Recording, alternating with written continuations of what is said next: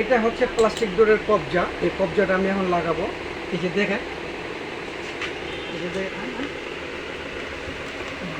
দেখেন কবজাটা লাগাবো।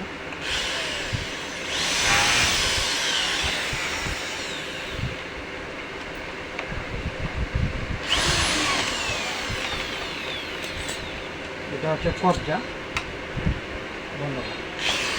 কবজা লাগানো শেষ। এখন কবজা লাগানো শেষ।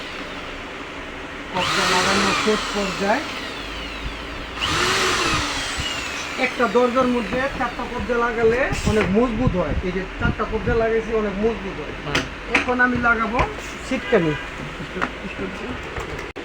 প্রিয় বন্ধুরা, এই যে এটা হচ্ছে ছিটকানি, এটা আমি এখন লাগাবো এটার মধ্যে।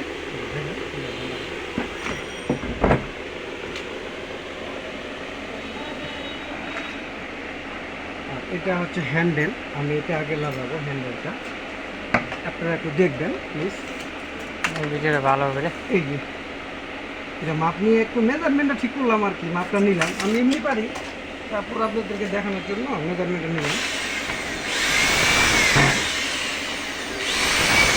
এই যে কাজ সহজ, কাজ বেশি কষ্ট না, কিন্তু কাজটা জানা থাকলে সবারই ভালো। আপনারা সবাই বাসা বাড়িতে অনেক দরজা নষ্ট হয়ে যায়, আপনারা নিজেরাই মেরামত করতে পারবেন। সবাই তো আর পায় না, তারপরে মিস্ত্রি নিয়ে যায়, তো জানা থাকাটা ভালো। এই আর কি, আর কিছুই না।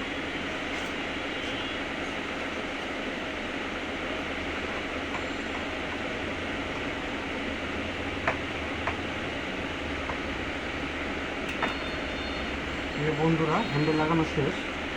এখন আমি এই যে ছিটকিনিটা লাগাবো।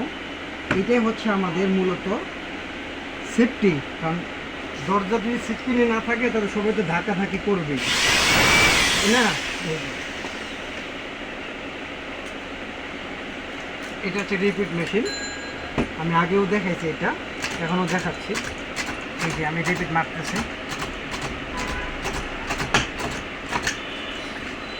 লং ভিডিও আমি তো ছাড়ি নাই কোনো দিন, তো একটু দেওয়ার চেষ্টা করতেছি। সবাই ইনশাল্লাহ ভিডিওটা দেখে সবাই উপকৃত হবেন, কিভাবে একটা দরজা ফিটিং করা যায়। শুধু মিস্ত্রি দিয়ে কাজ করালে হবে, নিজেরও কাজ শিখলে নিজেরও কাজ করতে পারবেন। বাসা বাড়ির দরজা নষ্ট হয়ে গেলে আপনারা নিজেরাই ঠিক করতে পারবেন।